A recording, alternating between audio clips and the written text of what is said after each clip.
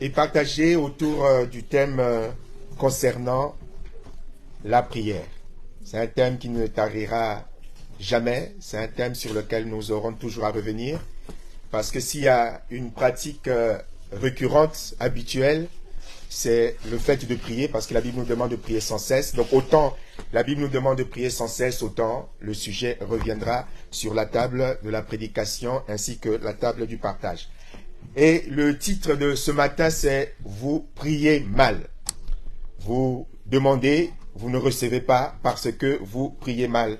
Et nous nous appuyons sur ce texte qui se trouve dans le livre de Jacques, chapitre 4, verset 3. Vous demandez, vous ne recevez pas parce que vous demandez mal, parce que vous priez mal. Nous sommes tous d'accord que, et nous avons déjà eu l'occasion d'en parler, que les chrétiens prient beaucoup. Nous sommes d'accord que les chrétiens prient énormément, que les chrétiens prient de façon régulière lorsque vous faites une veillée de prière, lorsque vous faites une retraite spirituelle, lorsque vous abordez les thèmes sur la prière. Les chrétiens viennent prier avec vous, les chrétiens viennent passer la nuit dans la prière avec vous, les chrétiens viennent pour, comme dit la Bible, réveiller l'aurore avec vous. Nous rencontrons, et nous avons rencontré beaucoup de chrétiens qui prient énormément, mais lorsqu'on regarde, on peut examiner avec sincérité le pourcentage des prières exaucées, nous pouvons constater que très peu expérimentent les exaucements de Dieu. Alléluia! Parce que les exaucements de nos prières répondent à des critères, répondent à des principes, répondent à des conditions que très souvent, nous les chrétiens, nous oublions, que nous ignorons et nous nous contentons juste de prier pensant que le simple fait de prier va nous garantir l'exaucement de la part de Dieu. Et la Bible nous dit que mon peuple périt parce qu'il lui manque la connaissance. Et parmi ces raisons évoquées par la Bible qui peuvent justifier que l'on ne soit pas exaucé, il y a le fait de prier mal.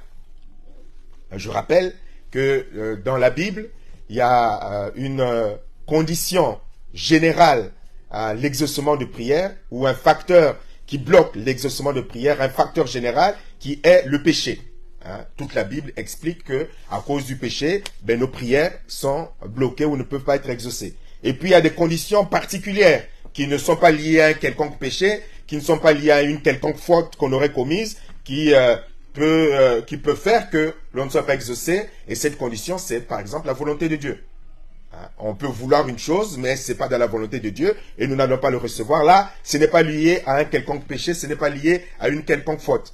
Mais parmi tant d'autres raisons que la Bible évoque, et c'est important pour nous, pour que nous puissions être des chrétiens épanouis. Aujourd'hui, beaucoup de chrétiens n'expérimentent pas les exaucements de Dieu, par leurs prières présentées à Dieu. Ils ne les expérimentent pas. Pourquoi? Mais tout simplement parce qu'ils prient mal. Et c'est ce que nous allons commencer à voir un peu aujourd'hui, sans pouvoir aller très très très loin. Nous allons prendre le texte que j'ai évoqué tout à l'heure, Jacques chapitre 4, le verset 2 et le verset 3, parce que c'est important. Nos églises ce dimanche matin sont remplies de personnes qui vont, comme on le dit, prier, mais parmi cette grande foule, parmi eux, très peu de chrétiens expérimentent les exaucements de Dieu, comme si la puissance de Dieu avait changé, comme si Dieu n'était plus capable d'entendre ses enfants, comme si Dieu n'était plus assez puissant, alors que, en fait, beaucoup parmi nous, parmi les chrétiens, prient mal pour certaines raisons que nous allons voir. Jacques 4, verset 2 au verset 3 dit ceci: vous désirez quelque chose. Nous désirons quelque chose. Mais vous ne pouvez pas l'avoir, alors vous êtes prêts à tuer. Vous avez envie de quelque chose, mais vous ne pouvez pas l'obtenir, alors vous vous lancez dans des querelles et des conflits. Vous n'avez pas ce que vous voulez parce que vous ne savez pas le demander à Dieu.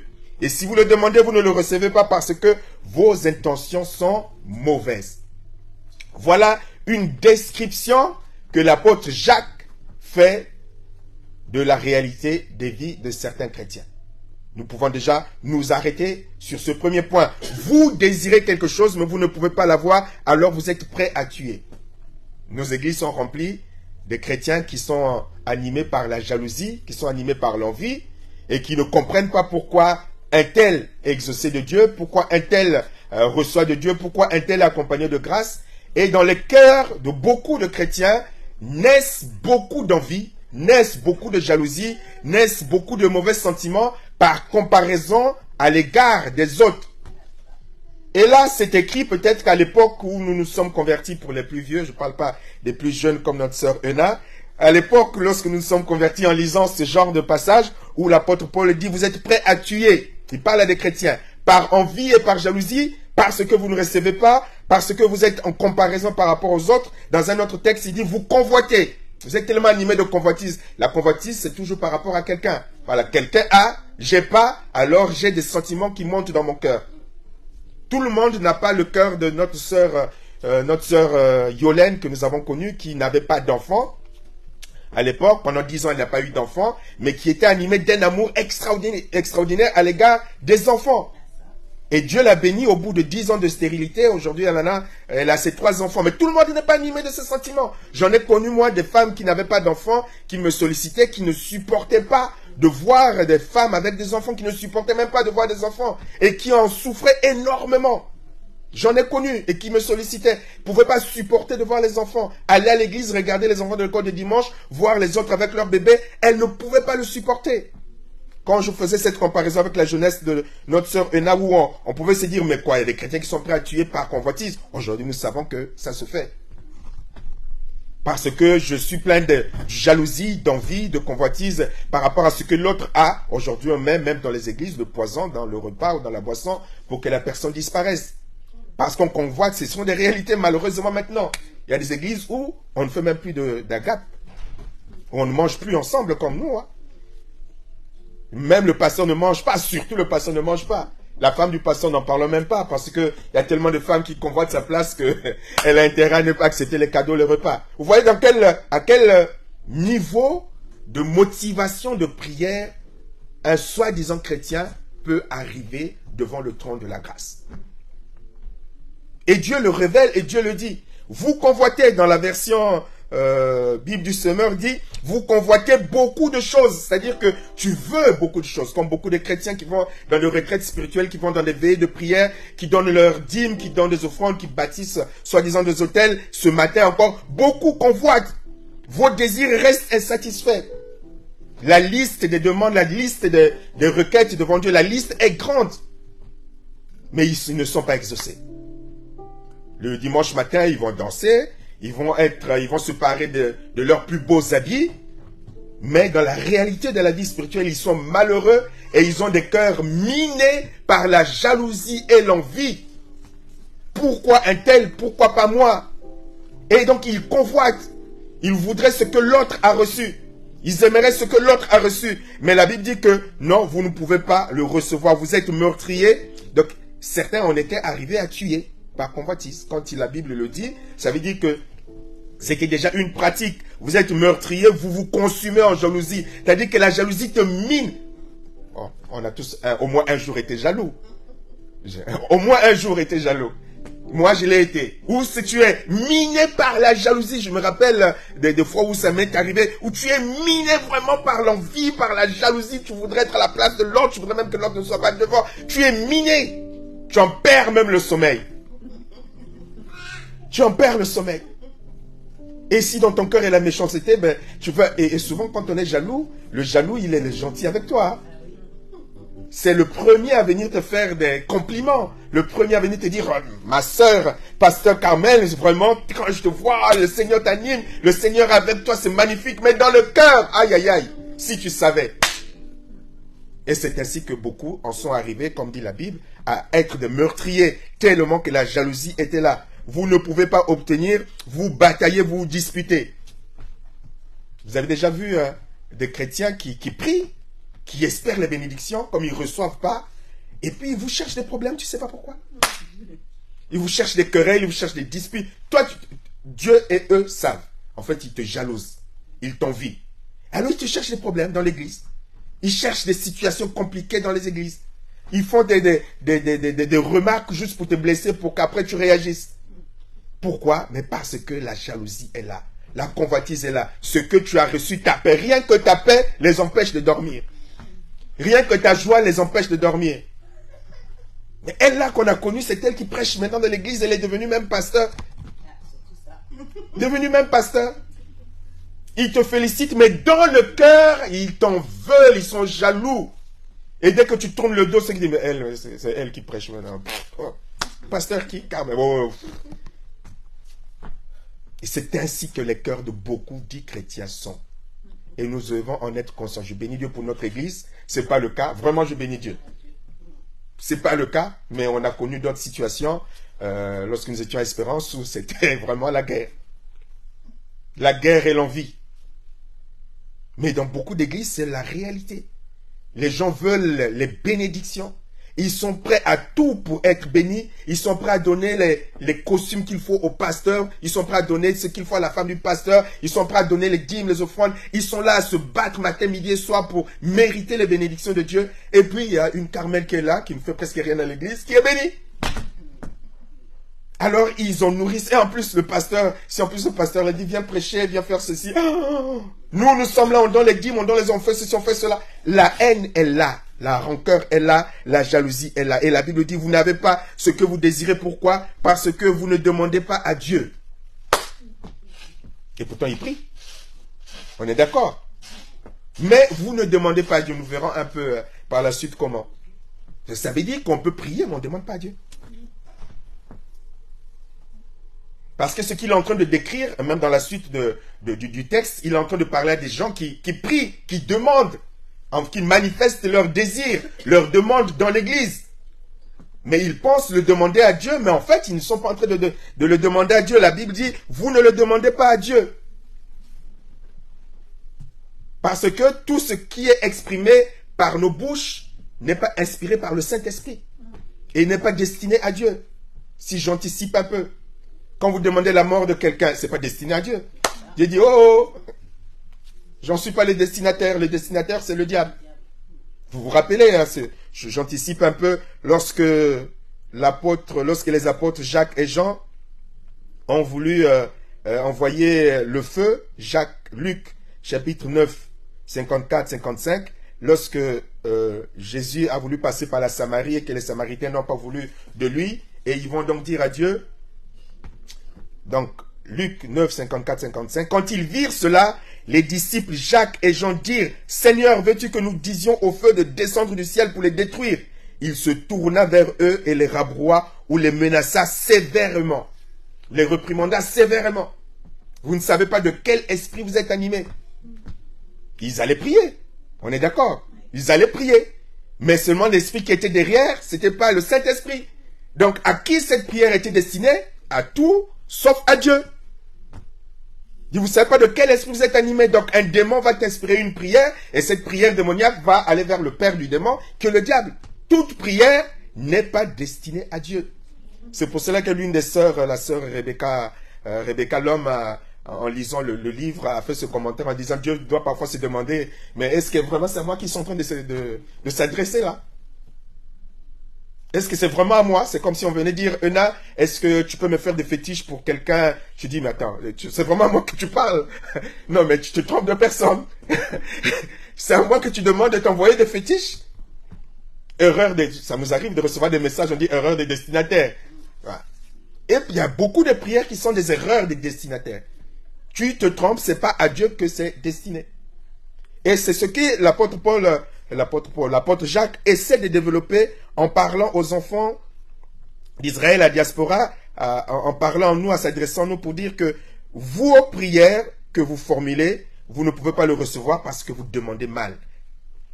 Dans la version PDV, parole de Dieu vivant, il dit, vous demandez et vous ne recevez rien, c'est que vous demandez mal. Donc vous priez mal, vous demandez mal. Et pourtant nous prions, on peut se dire, mais je prie. Il y a un frère, un autre frère qui a écrit la préface du livre, qui a dit que s'il y a un domaine dans lequel on a du mal à se remettre en question, c'est le domaine de la prière. Beaucoup pensent prier, mais ils ne prient pas. Je crois qu'on a déjà développé, et Dieu m'a donné de le développer également dans le livre. Beaucoup pensent prier, mais ils ne prient pas. Si on revenait seulement à cette pratique qu'on nous a enseignée tous, en tout cas au début, maintenant vous êtes éclairés, nous sommes éclairés, où on nous disait, voilà, le chrétien, quand il se lève, il doit prier 1 heure le matin. Vous avez entendu parler de ça. Il doit prier 1 heure le matin. Celui qui ne prie pas 1 heure le matin, ben, c'est pas un bon chrétien. Et qu'est-ce qu'on entendait par prier 1 heure le matin? C'est un monologue. C'est-à-dire que la prière qu'on nous a apprise, avant que Dieu nous éclaire, c'est la prière consistait à parler à Dieu. Ou plutôt une liste de requêtes. Même l'adoration, la louange, on l'a comprise qu'après. Pour la prière telle qu'on l'avait comprise, c'était demander à Dieu. Point barre. Tu viens, tu demandes. Je veux, je veux, je veux. Comme nos enfants parfois viennent se présenter devant nous en disant je veux, je veux, je veux, je veux, je veux, je veux, je veux, je veux, je veux. Il se lève, il s'en va. Aucun dialogue. Alors que la prière, selon Dieu, est d'abord un dialogue. La prière, c'est pas un monologue. C'est un dialogue. Donc, sur la prière, il y a beaucoup de choses que nous devons revoir et remettre en question. Beaucoup de choses. Et le point le plus important, c'est d'apprendre au travers de la prière à dialoguer avec Dieu. Pourquoi est-ce que nous avons des problèmes, nous les chrétiens, à cause de nous-mêmes? Parfois on demande quelle est la volonté de Dieu, qu'est-ce que Dieu pense de ceci, qu'est-ce que Dieu pense de cela. Pourquoi on se pose ce genre de questions? Parce qu'on ne nous a pas appris à écouter le Saint-Esprit. Et quand il arrive à un moment de faire des choix, on est incapable. La plupart des chrétiens sont incapables de discerner la pensée de Dieu. Incapables. Ce qui devait être prioritaire, élémentaire, est devenu la chose la plus compliquée. Alors on cherche des prophètes par-ci, on cherche des voyants par-là, on cherche les illuminés par-ci, on cherche quelqu'un qui a la révélation pour te dire à toi quel est le plan de Dieu pour ta vie. Pourquoi? Parce qu'on n'a pas appris soi-même à écouter Dieu nous parler. Quels sont ces enfants qui n'ont pas appris à écouter leurs parents? Quel genre d'enfants? Et donc forcément, si tu ne connais pas tes parents, si tu ne connais pas ton Dieu, tu vas mal prier. Amen. Tu vas mal prier. Tu vas mal adresser ta requête. Je donnais cet exemple d'Euna. Les personnes qui connaissent Euna, qui connaissent Pasteur Carmen, qui connaissent Michel, savent ce qu'ils peuvent leur demander et ce qu'ils ne peuvent pas leur demander. Ils savent que là, c'est pas la peine. Parce qu'ils connaissent. Et donc, si c'est quelque chose que ces trois sœurs peuvent apporter, ben, ça sera conforme à ce qu'ils savent de ces personnes. Si tu as besoin de fétiches, tu n'iras pas voir ces trois personnes. Tu sais que c'est pas possible. Et que c'est peine perdue. Et souvent, nos prières sont mal formulées parce qu'on ne connaît pas Dieu. Parce qu'on ne connaît pas Dieu. On pense connaître Dieu, mais on ne connaît pas Dieu. On a l'image d'un Dieu qu'on nous a présenté. Le papa gâteau, le papa appareil automatique. J'appuie sur un bouton, il est là pour être à mon service. Dieu est là pour me bénir. Dieu est là pour faire ce que je veux. Dieu est là pour répondre à mes caprices. Dieu est là pour répondre à mes besoins. Alors la prière, dans ces conditions, va consister à juste demander, demander, demander, demander. On ne cherche même pas à savoir si c'est dans le plan de Dieu. On ne cherche même pas à savoir si c'est dans la volonté de Dieu. On ne cherche même pas à savoir si c'est conforme à la parole de Dieu. Je veux, je veux, je veux, je veux. Et donc on passe son temps à mal prier. Parce que le destinataire ne répond pas aux besoins que tu es en train de lui présenter. Tu veux voler le mari d'autrui, mais tu te trompes de destinataire si ta prière est adressée à Dieu. Tu es en train de parler au diable. Tu veux tuer quelqu'un, mais tu te trompes de destinataire. C'est pas à Dieu cette prière. Ça, tu es en train de faire une incantation. Il y a des prières qui sont des incantations. Il y a des choses qu'on nous apprend qui sont des incantations. Parfois, il y a des choses, lorsque nous le faisons, quand Dieu te dit, fais une onction d'huile dans ta maison. Quand Dieu réellement te dit, ça c'est une pratique avec l'approbation de Dieu qui va apporter la bénédiction ou la délivrance de Dieu. La même pratique faite sans Dieu peut devenir une incantation et un appel et une invitation au démon. C'est pour ça que vous verrez des personnes qui, juste par mimétisme, font des onctions d'huile dans la maison ou invoquent le sang de Jésus dans la maison et ça leur cause plus de problèmes. Énormément de problèmes. Et on a beaucoup de chrétiens qui ont des problèmes spirituels juste à cause de ça.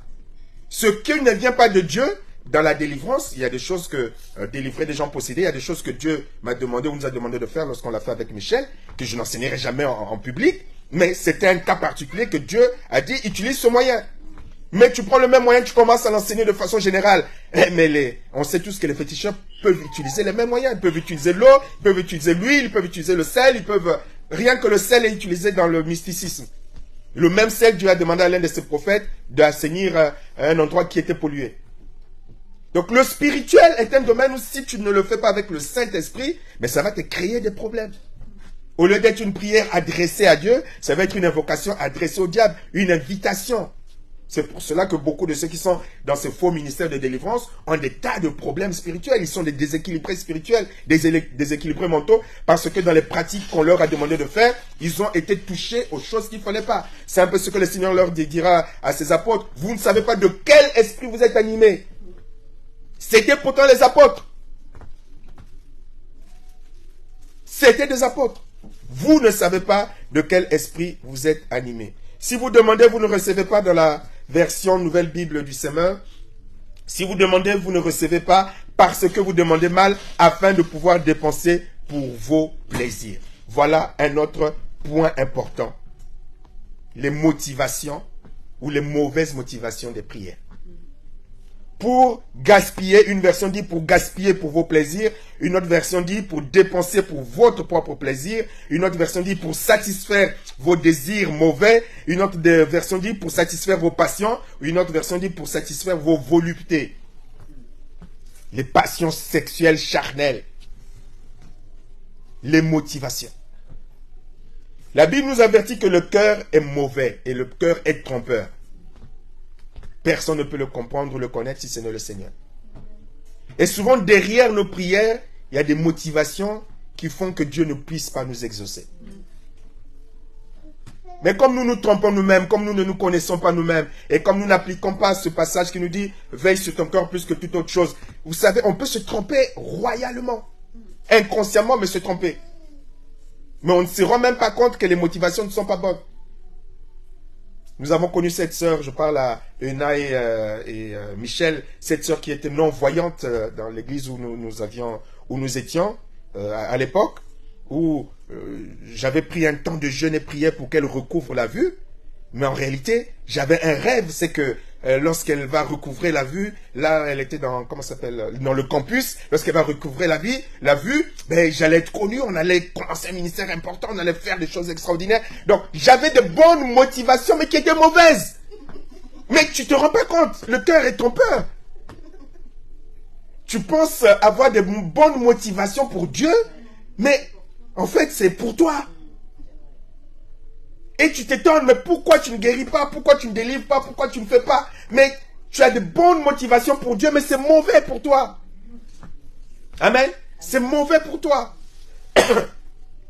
C'est mauvais et malsain pour toi. Et c'est comme ça qu'on se trompe royalement. Qu'on se fait avoir royalement. Et on ne sait pas que, en fait, ces choses sont charnelles. J'ai discuté avec... il y a un pasteur qui m'a sollicité parce qu'il avait un problème par rapport au choix. Il m'a sollicité il y a 2 jours. Et il avait un problème par rapport au choix de son épouse. Il était devant un choix, la révélation de Dieu. Et puis, ce choix à lui. Il dit, voilà, la révélation de Dieu est là, mais seulement elle ne correspond pas à ce que je veux. Et quand je l'ai écouté, pour faire court, on est arrivé à la conclusion que, et il a reconnu, que finalement ces critères étaient basés sur des critères que le monde lui avait inculqués. Sur ce que le monde lui avait inculqué. L'un des critères, c'était quoi? La femme que je vais avoir, parce qu'il avait vu d'autres femmes dans le coin, pas loin, et dans ses fréquentations.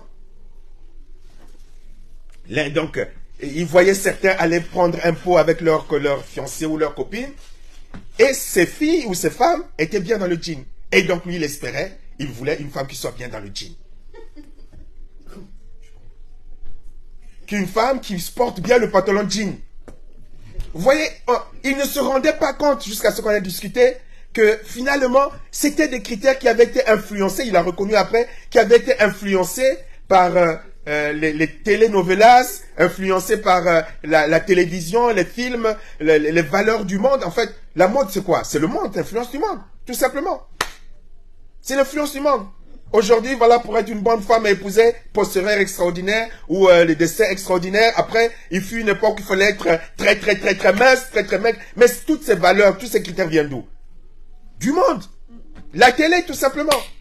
Rien à voir avec les critères de Dieu. Et là, il a réalisé, il a reconnu, il dit, oui, c'est vrai que je me suis fait un film sur ma future épouse, mais en fait, ces critères n'étaient que des critères que la chair, les films qu'on a vues, des choses qu'on a vues, des choses qu'on a entendues, qui m'ont influencé, qui viennent noyer ce que Dieu voudrait pour moi. Je dis même parfois les préférences sensuelles. Ça vient d'où? Les préférences sensuelles, tu vas prier, je veux que sensuellement ma femme soit comme ceci. Mais souvent, ces préférences sensuelles viennent de ce qu'on a lu, ce qu'on a vu, ce qu'on a ressenti, les expériences du passé, donc dans le péché. Toutes ces choses viennent donc nous embrouiller et on en fait des sujets de prière. Alors que c'est un poison pour nous. Est-ce que vous comprenez? C'est un poison. Mais on ne se rend pas compte en y accordant beaucoup d'importance et tu viens prier pour que ma femme soit comme ceci, pour que mon mari soit comme cela, mais tu ne te rends pas compte que Dieu ne peut pas t'écouter parce que tes critères à toi sont des critères mondains. Dieu ne va pas venir te donner une femme qui va venir satisfaire tes besoins sexuels selon les films pornographiques que tu as regardés. Amen. Mais ce sont des prières que les chrétiens font monter vers Dieu devant le trône de la grâce. Et souvent, on a ainsi des sujets de prière qui n'ont pour seul but que de satisfaire notre convoitise. Satisfaire nos passions. Satisfaire nos désirs mauvais. Nos désirs mauvais. On va donc prier mal et on va voir la motivation. Dieu me le faisait penser, les motivations du fils prodigue. Vous connaissez les motivations du fils prodigue? Le fils prodigue avait des motivations qui n'étaient pas bonnes. Il voulait l'héritage du père qu'il voulait aller utiliser dans le monde. Amen. L'héritage du père, les bénédictions du père pour aller les utiliser dans le monde. Beaucoup ont ces motivations qui cherchent les bénédictions, mais les bénédictions non pas pour vivre selon le royaume, mais les bénédictions pour vivre selon le monde. On veut les choses saintes, on veut les choses divines pour les plaisirs sataniques, pour les plaisirs qui sont contraires aux valeurs de Dieu. Bénis-moi pour honorer mes désirs et mes valeurs mondaines. Bénis-moi pour honorer mes valeurs qui sont impures. Mais il y a des choses que Dieu ne fera jamais. Jamais, jamais.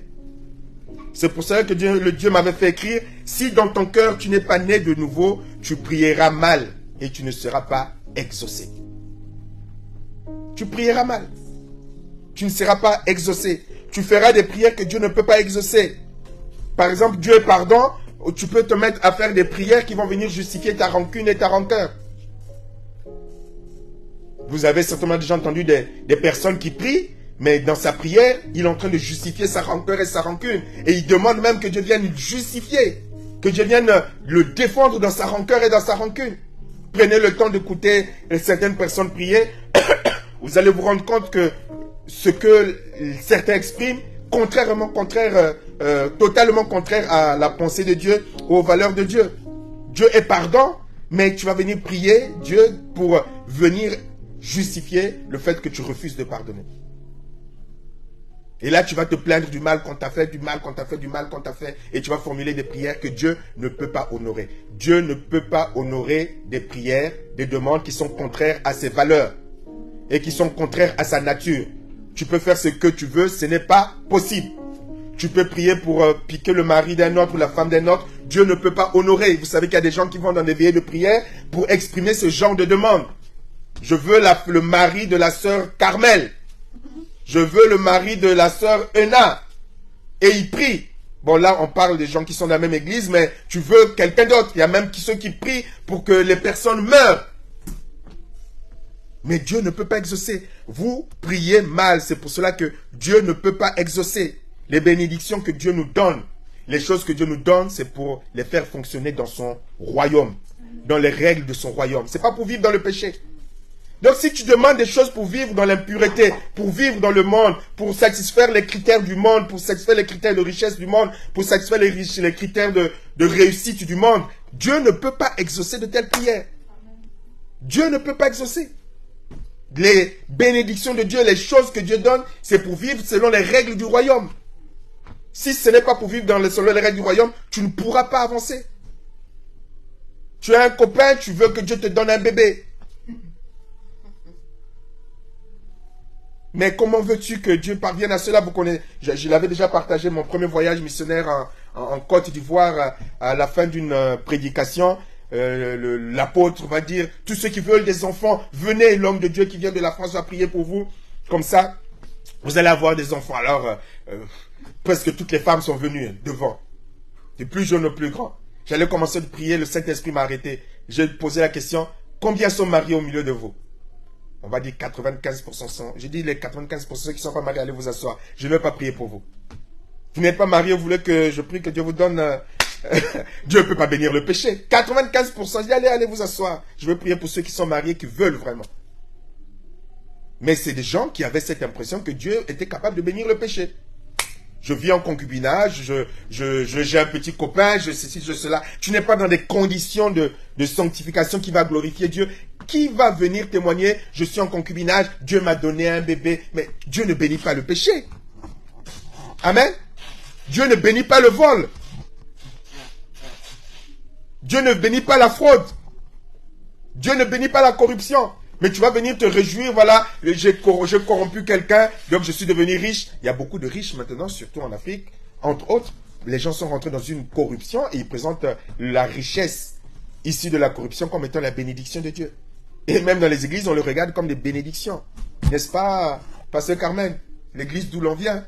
Des bénédictions, les gens qui sont dans la corruption, les gens qui sont dans des loges, dans les sectes maçonniques, parce qu'ils sont riches, ils sont bénis de Dieu. Non, ils ne sont pas bénis de Dieu. Ça ne vient pas de Dieu. Alléluia. Donc il y a une impossibilité entre ce que Dieu donne à ses enfants et l'usage qu'on en fait. Dieu ne te donnera pas, ne te bénira pas pour satisfaire tes convoitises. Dieu ne te donnera pas, ne te bénira pas pour satisfaire tes désirs charnels. Dieu ne te bénira pas, ne te satisfera pas, n'exaucera pas ta prière pour bénir tes demandes impures. Il ne le fera jamais. Et dans le livre, il y a le témoignage qui a fait rire notre sœur Rebecca Lhomme, lorsque je témoignais du fait que avant, lorsque je ne connaissais pas Dieu, je m'étais agenouillé parce que j'avais donné rendez-vous le soir à une jeune fille. Je m'étais agenouillé pour dire à Dieu qu'elle vienne, qu'elle vienne. Parce qu'on m'avait appris que quand tu t'agenouilles pour prier, Dieu écoute toujours. Donc moi, comme celle est là, je la convoitais, ben j'ai prié pour qu'elle revienne à minuit. Ben elle n'est jamais revenue, Dieu merci. Sinon j'aurais témoigné, Dieu m'a exaucé. Dieu m'a exaucé. Dieu m'a fait écrire, les chrétiens qui prient mal et qui ne sont pas exaucés ont un double problème spirituel. Le problème de la réalité de la conversion et le problème de la méconnaissance de Dieu. C'est-à-dire que beaucoup sont dans nos églises qui prétendent être des chrétiens, mais ils ne sont pas convertis. Ils ne sont pas convertis. L'apôtre Paul en parle, je crois dans Philippiens, il dit que ce qui fait sa souffrance, c'est que plusieurs parmi vous ne connaissent pas Dieu. Beaucoup de chrétiens modernes ne sont pas convertis. Ils se sont convertis à leurs attentes, c'est-à-dire qu'ils sont venus à l'église comme on va voir un féticheur pour recevoir des choses d'un certain Dieu. Mais ils ne se sont pas réellement convertis en reconnaissant Jésus-Christ comme le sauveur de leur âme. Donc la repentance qui conduit à la conversion n'est pas une réalité. Donc il y a un véritable problème de conversion qui fait que les prières de ces gens qui ne sont pas réellement convertis ne sont pas adressées au bon destinataire. Comme ils ne sont pas convertis, comme ils ne connaissent pas le Dieu qu'ils prient, leurs prières ne seront pas conformes à ce Dieu. Et la deuxième erreur, c'est la méconnaissance de Dieu. C'est-à-dire que des gens qui sont convertis, mais qui ne connaissent pas Dieu, qui ne connaissent pas la parole de Dieu. Ils ne connaissent pas Dieu, ils ne connaissent pas la parole de Dieu. Donc ils ne connaissent pas les principes de sanctification. Ils ne connaissent pas les principes de sainteté. Ils prient sans connaître Dieu. Et donc ce qu'ils demandent dans leur prière, et ils ne réalisent pas ou ils ne connaissent pas que ce n'est pas conforme aux valeurs de Dieu. Ils sont comme des païens qui pensent que Dieu est au service de leurs caprices.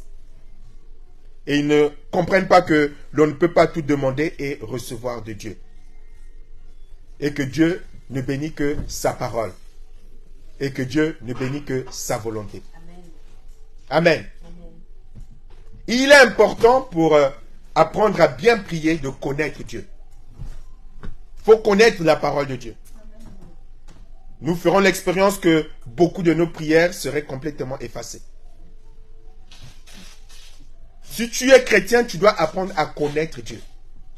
Et il n'y a pas d'autre lieu pour connaître Dieu. J'aime bien cette formulation. C'est pour ça que chaque fois, je pense au pasteur Carmel. Il n'y a pas d'autre lieu que la parole de Dieu. Il n'y a pas d'autre lieu pour connaître Dieu que la parole de Dieu méditée sous l'inspiration du Saint-Esprit. Plus tu connaîtras Dieu, plus tu connaîtras, tu auras la sensibilité de Dieu, plus tu connaîtras ce qu'il aime, ce qu'il n'aime pas. Ta prière et ta manière de prière vont changer. Parce que tu apprendras à prier selon le Saint-Esprit. C'est l'un des chapitres du livre. Tu sauras prier selon le Saint-Esprit, selon la parole de Dieu, selon la pensée de Dieu, selon la volonté de Dieu. Tu ne prieras plus comme celui qui est ignorant, qui ne connaît pas. Nous gagnerons beaucoup en nous appuyant sur la parole de Dieu. Que la parole de Dieu. Mais malheureusement, les chrétiens actuels, ils sont paresseux. Ce sont des chrétiens qui ne lisent pas la parole, qui sont prêts à tout avaler, même de mensonges. Pourquoi? Parce qu'ils ne prennent pas eux-mêmes ce temps individuel, personnel dans la méditation de la parole de Dieu. Ils ne connaissent pas eux-mêmes la parole de Dieu. Ils découvrent la parole de Dieu. Parfois, quand j'écris des posts et que je vois les commentaires, à la rigueur, parfois, je ne réponds pas parce que tu vas donner l'impression de mépriser les gens. Parce qu'ils te posent des questions. Est-ce que c'est Dieu qui t'a... Tu as envie de prendre un verset pour te dire, il va penser que tu es tellement suffisant que tu es en train de le rabaisser. Il y a des choses élémentaires même que l'on ne connaît pas, que beaucoup de chrétiens ne connaissent pas. Et l'apôtre Paul pouvait le dire aussi aux enfants d'Israël à l'église pour dire que vous en êtes encore au lait, vous qui deviez être à la nourriture solide. Vous en êtes encore à ce que vous enseigne les rudiments de la parole de Dieu. Et beaucoup de chrétiens qui remplissent des grandes églises, ils en sont encore là. Ils ne connaissent pas la parole de Dieu. Ils ne connaissent pas Dieu. Et quand vous leur expliquez le véritable évangile, vous avez l'impression vous leur donnez l'impression que vous êtes un extraterrestre. Qu'est-ce qu'ils nous racontent? Qu'est-ce qu'elles nous racontent? Pourquoi? Parce que ces chrétiens ne sont pas dans la parole de Dieu. Ils lisent peut-être des livres des pasteurs Guy-Rémy, ils lisent des livres du prophète, je ne sais pas trop qui. Mais aucun livre, aucune prédication ne peut remplacer la parole de Dieu. Aucun ne peut remplacer la parole de Dieu. Et s'il y a un endroit où on a toute la connaissance de Dieu, c'est la parole de Dieu. Le livre donne une orientation selon le thème. La prédication donne une orientation selon le thème. Mais la parole de Dieu te donne l'orientation totale, te donne l'image entière, parfaite de Jésus. Ce que Dieu attend de ses enfants. L'une des preuves, regardez le nombre de chrétiens qui sont dans la rancœur et dans la rancune. Vous voulez une preuve que les chrétiens ne connaissent pas Dieu? Le nombre de chrétiens qui sont dans la rancœur et dans la rancune. Le nombre de chrétiens qui refusent de pardonner. Ça vous donne l'image des personnes qui ne connaissent pas Dieu. Parce que ceux qui connaissent Dieu savent qu'ils ne peuvent pas être dans la rancœur. Ceux qui ont compris que c'est par la grâce de Dieu qu'ils vivent. Ceux qui ont compris que c'est par la grâce qu'ils ont été sauvés. Ceux qui savent que c'est par la grâce que chaque jour ils vivent. Ils savent qu'ils sont obligés de pardonner. Amen. Je vous le dis, vous voulez connaître un chrétien qui connaît Dieu? Regardez sa relation avec le pardon. Vous aurez tout. Sa relation avec le pardon sera proportionnelle à sa connaissance de Dieu. Et là, il y a même des pasteurs. Amen. Il y a des pasteurs, des prédicateurs. Ils ont du mal à pardonner. Ils vivent dans la rancœur, dans la rancune. Alors que l'une des règles de la prière, c'est quoi? Si tu ne pardonnes pas, je ne te pardonne pas. Amen. L'une des règles de la prière, on l'a vu au début, c'est quoi? L'obstacle général à la prière, c'est quoi? À l'exaucement, c'est le péché. Si tu ne pardonnes pas, Dieu ne va pas te pardonner ton péché. Si Dieu ne te pardonne pas ton péché, ça te bloque la prière. Élémentaire. Mais regardez le nombre de chrétiens qui ont des problèmes avec le pardon. Et qui prouvent, qui démontrent à suffisance qu'ils ne connaissent pas Dieu. Que Dieu nous aide. Amen. Pour gagner du temps, je ne reviendrai pas sur certaines choses. Nous aurons l'occasion, certains mardis, d'en parler. Par rapport au thème que Dieu a inspiré à notre pasteur. Nous aurons l'occasion de revenir là-dessus. Parce que ce principe va de pair avec le principe de vie du disciple. Le disciple doit connaître le maître pour plaire à son maître. Amen. Et quand il plaît à son maître, il est accompagné et béni. Et les grâces de Dieu sont avec lui à chaque instant, à tout moment. Donc, en résumé, pour apprendre à bien prier, comme les disciples ont demandé à Jésus, apprends-nous à prier. ben, il faut apprendre à connaître ton Dieu. À connaître les principes de ton Dieu. Savoir ce que ton Dieu aime, ce que ton Dieu n'aime pas. Et ainsi, tu seras dans des conditions qui te permettront de bien formuler ta prière. Amen. Amen. Je vais demander au pasteur Carmen de prier. Amen. Alléluia. Amen. Seigneur, nous voulons vraiment te bénir, nous voulons vraiment t'exalter, Seigneur, pour ta parole. Alléluia. Te rendre des actions de grâce parce que vraiment, Seigneur, tu viens encore, Seigneur, au secours de ton peuple. Tu viens encore, Seigneur, nous Alléluia, éclairer Jésus. sur le Dieu que tu es, sur ce Dieu qui veut avoir une relation authentique avec nous. Alléluia, Tu Jésus. es ce Dieu vraiment merveilleux qui, Seigneur, ne se prive pas de nous enseigner. Tu ne te prives pas, Seigneur, de redresser notre marche. Tu ne te prives pas, Seigneur, de venir relever ceux qui sont courbés, Seigneur, de toutes les manières. Au travers de ta parole, Seigneur, aujourd'hui, celle que tu as inspirée à ton serviteur, tu viens, Seigneur, faire tomber encore, Seigneur, vraiment cette méconnaissance de toi, cette méconnaissance de la prière, Seigneur. Et tu nous dis très simplement, Seigneur Dieu, que tu es là, tu es vivant, tu es une personne, Seigneur, à qui nous pouvons nous adresser et que nous pouvons, Seigneur, nous approcher de toi d'abord pour te connaître, Seigneur. Parce que c'est vrai, Seigneur, que c'est perdre du temps que de parler à une personne qu'on ne connaît pas, que d'imaginer des choses sur elle. Alors que nous pouvons venir à la source, Seigneur, te rencontrer, te découvrir, te connaître, Seigneur, et faire l'économie de tellement de prières inutiles. Nous voulons te demander pardon, Seigneur. Pardon parce que nous avons fait plus confiance aux enseignements des hommes qu'aux tiens, Seigneur Dieu. Pardon parce que nous avons négligé ta parole, Seigneur, bien souvent. Pardon parce que, Seigneur, nous privilégions, Seigneur, nos mauvais désirs. Nous privilégions, Seigneur, notre chair au détriment de ta volonté. Seigneur, nous avons oublié que si nous avons fait le choix de te suivre, de t'appartenir, c'est pour être soumis, Seigneur, à ta volonté. C'est parce que ce monde n'avait rien à nous offrir, n'a rien à nous offrir. C'est parce que nous avons choisi d'être citoyens du royaume des cieux. Tu ne nous as rien imposé. Voilà pourquoi, Seigneur, nous nous recommandons entre tes mains, Seigneur, pour que tu nous accordes ta miséricorde, ton pardon, Seigneur. Toi, tu ne refuses pas de l'accorder, Seigneur. Et avec, Seigneur Dieu, le pardon, nous voulons te prier pour que, Seigneur, vraiment par le Saint-Esprit, tu viennes encore nous ouvrir les yeux et que tu nous inspires le désir d'aller nous plonger, nous immerger, Seigneur, dans les Saintes Écritures pour découvrir le Dieu merveilleux que tu es, le Dieu puissant que tu es, le Dieu dont la main n'est pas trop courte pour sauver, dont l'oreille n'est pas trop dure pour entendre. Seigneur, nous voulons prier pour que tu nous débarrasses de toutes ces choses dont tu as parlé aujourd'hui. En étant remplis de ton esprit, Seigneur, nous n'aurons plus à manifester la jalousie. Nous n'aurons plus, Seigneur, à convoiter. Parce que c'est la convoitise qui guide l'homme, Seigneur, dans ce monde mauvais, dans ce monde souillé. Mais nous qui t'appartenons, la première chose que tu fais, c'est de venir ôter le péché. Amen, Jésus. Pour que nous n'ayons plus à convoiter, mais pour que nous puissions vivre désormais pleinement pour toi, selon tes principes, Seigneur. Apprends-nous à prier. Apprends-nous à prier. Tu révélais par tes apôtres, par ton apôtre, que nous ne savons pas prier, que c'est le Saint-Esprit qui nous aide. Seigneur, nous nous soumettons à toi. Enseigne-nous à prier.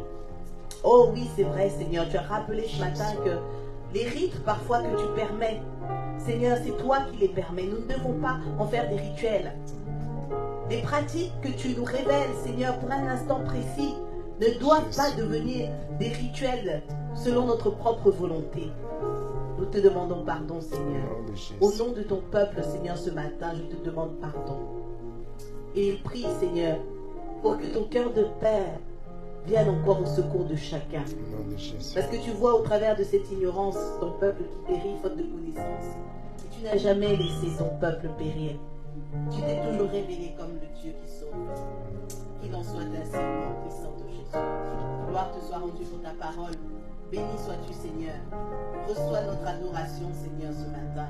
Notre reconnaissance pour le bien que tu nous as fait. Au nom de Jésus. Amen. Amen. Amen. Ah. Merci. Nous bénissons le Seigneur pour le prochain direct Facebook mardi 18h45 sur le thème du disciple. Bon dimanche.